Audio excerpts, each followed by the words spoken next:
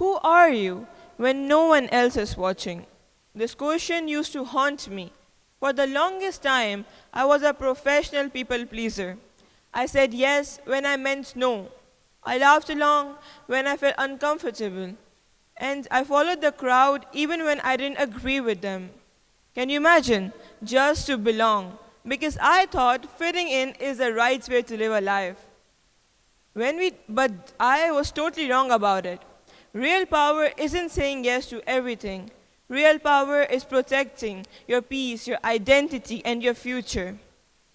When we think about power, we often picture action, working harder, doing more, being in the spotlight. But real power, the most strongest moments of my life, never looked like that. No one noticed, no one clapped. They were silent. It was just me telling myself, this isn't for me. And anyways, the bravest thing you can ever tell yourself is simply, I'm not taking part in this. We live in a world that constantly pulls us in. Pick a side, join the drama, stay in the group even if the group is going in the wrong direction. You know that moment when your friend says, let's go this way, but your brain whispers, this doesn't feel right, but you still follow. Yes, I have been there. From the time we wake up, the world hands us a script. Here's what you should care about. Here's who you should impress. Here's what makes you cool. Most people follow it not because it's right, but because it's normal. But imagine, just once you say, no thank you, I'm not wasting my energy on something that don't even matter after 24 hours. The noise is still there. The arguments will still happen, but you will have peace. I remember the time I was part of a friend group where small conversations slowly started turning into constant gossip sessions. At first, I stayed. Then I laughed along.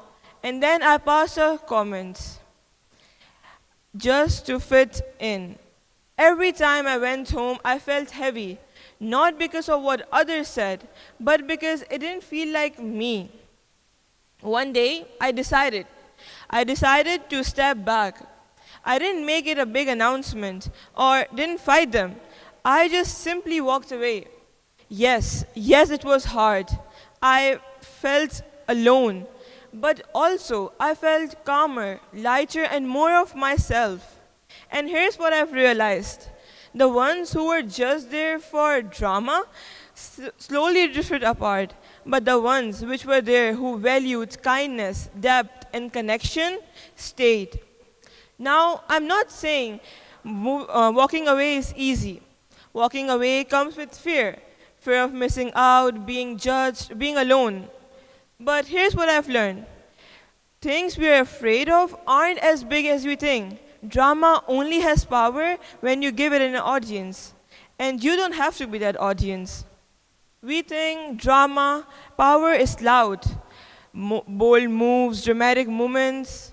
But the simplest thing you can ever say is simply no replying, no argument, just a quiet decision. No applause, no announcement. Just a decision to protect your future. That is strength. And every time you walk away from something that shrinks you, you walk towards something that grows you.